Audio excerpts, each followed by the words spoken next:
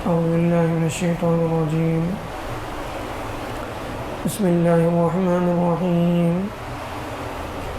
لن تنالوا البر حتى تنفقوا مما تحبون وما تنفقوا من شيء فإن الله به عليم.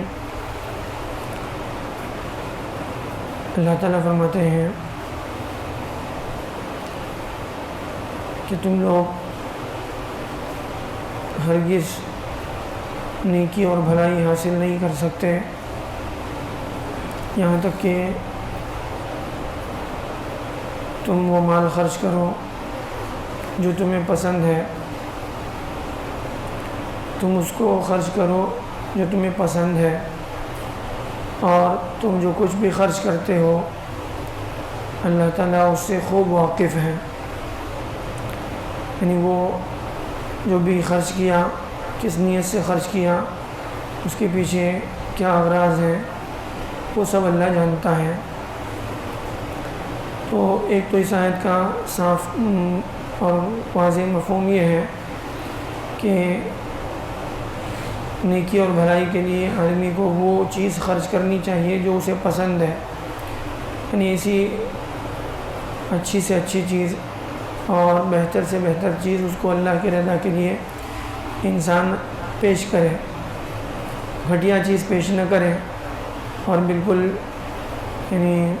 بیکار چیز اس کو اللہ کے لیے پیش کر رہا ہے، ایسا نہ ہو. ایسا عام طور پر انسان خود بھی پسند نہیں کرتا. وَلَا تَيَمَّمُوا الْخَبِيثَ مِنْهُ تُنْفِقُونَ وَلَسْتُمْ بِآخِذِيهِ إِلَّا أَن تُغْمِضُوا فِيهِ. ایک اللہ نے فرمایا کہ جب اللہ کے راستے میں دینا ہو، ایسا نہیں کہ سب سے گھٹیا مال جو سب سے بیکار چیز ہے اس کو اللہ کے لیے دے دیا، ایسا نہیں ہونا چاہیے. اور ایک چیز یہ ہے، ایک مطلب یہ بھی ہے کہ جب بھی انسان کا معاملہ ایسا ہے کہ انسان کو اللہ نے فطری طور پر مال سے محبت دی ہے، وَإِنَّهُ لِحُبِّ الْخَيْرِ لَشَدِيدٌ، کہ وہ انسان جو ہے فطری طور پر مال سے محبت کرتا ہے، تو مال کی محبت کے باوجود اس کو اللہ کے راستے میں اللہ کے دین کے لیے، اللہ کے دین کے تقاضے پر اس کو خرچ کرتا رہے، تاکہ اس کی محبت جو ہے وہ اللہ کی محبت پر غالب نہ ہے. دین کی اور اللہ کے رسول کی ساری محبتوں پر اللہ اور اس کے رسول کی محبت غالب رہے. اس کے لیے مال کی محبت کے باوجود اس کو اللہ کے راستے میں خرچ کرتا رہے. تو جب یہ آیت نازل ہوئی، صحابہ نے جب اس کو سنا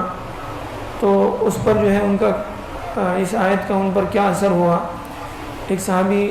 حضرت ابو طلحہ انصاری رضی اللہ عنہ تھے، بڑے مشہور جو ہیں صحابی ہیں. جب انہوں نے اس آیت کو سنا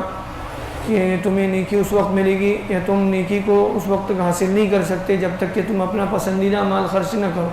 اللہ کے نبی صلی اللہ علیہ وسلم کے پاس آئے، کہنے لگے کہ اللہ کے نبی صلی اللہ علیہ وسلم یہ فلانا باغ ہے بیروحہ کا، ایک علاقے کا بیروحہ کا باغ جو ہے یہ مجھے سب سے زیادہ پسند ہے، اس کو میں اللہ کے لیے جو ہے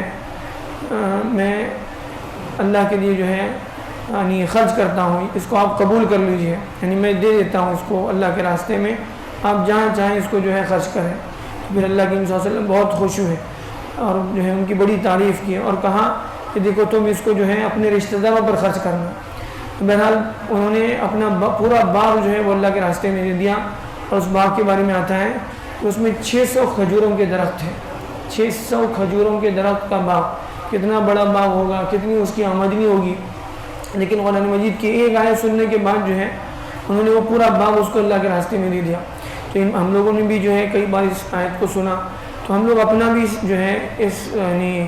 اعتبار سے اپنا جائزہ لیں کہ ہم لوگ جو ہے کوئی نہ کوئی چیز ایسی ضرور اللہ کے راستے میں خرچ کریں جو ہمیں سب سے زیادہ محبوب ہو. حضرت عبداللہ ابن عمر رضی اللہ عنہ کے بارے میں آتا ہے کہ انہوں نے ایک باندی خریدی جو ان کو بڑی پسند آ گئی، بہت اچھی لگی. تو پھر جب یعنی اچانک ان کو جو ہے خیال آیا لن تنالوا البر حتى تنفقوا مما تحبون، تو فوراً جو ہے انہوں نے اس کو جو ہے آزاد کر دیا، اس کو یعنی اللہ کے لیے آزاد کر دیا. یعنی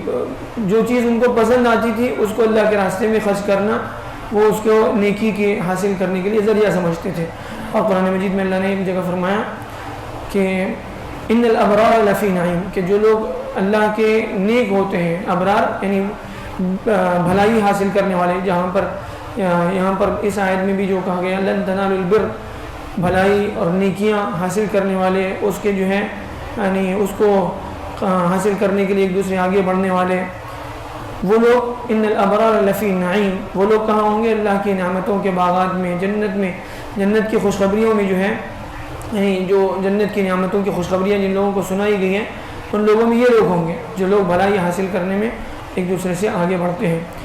تو بہرحال ایک تو اللہ کے راستے میں اچھا سے اچھا مال دینے کی کوشش کی جائے، مال کی محبت کے باوجود بار بار اللہ کے راستے میں اس کو کچھ نہ کچھ حصہ اپنے مال کا جو ہے وہ اللہ کے راستے میں، اللہ کے دین کے تقاضوں پر اس کو لگانے کی کوشش کرے، اور پھر اس کے ساتھ ساتھ اپنی نیت بھی صحیح ہو۔ ورنہ آدمی اللہ کے راستے میں تو خوب دے رہا ہے، بہت اچھی چیزیں دے رہا ہے، لیکن نیت نہیں ہے، نیت صحیح نہیں ہے، اللہ کو راضی کرنے والی نیت نہیں ہے، لوگوں کو دکھانے کی یا کوئی اور جو ہے گھٹیا نیت ہے، تو پھر وہ بھی اللہ کے یہاں قبول نہیں ہوگا۔ وَمَا تُنْفِقُوا مِنْ شَيْءٍ فَإِنَّ اللَّهَ بِهِ عَلِيمٌ، جو کچھ تم اللہ کے راستے میں خرچ کرو، اللہ اس کے بارے میں، اس کی نیتوں کے بارے میں اللہ تعالیٰ خوب جانتا ہے، لہذا اچھی نیت کے ساتھ اچھا مال اللہ کے راستے میں دینے کی کوشش کرنی چاہیے۔ اللہ تعالیٰ ہمیں سے صحیح سبق لینا بنا۔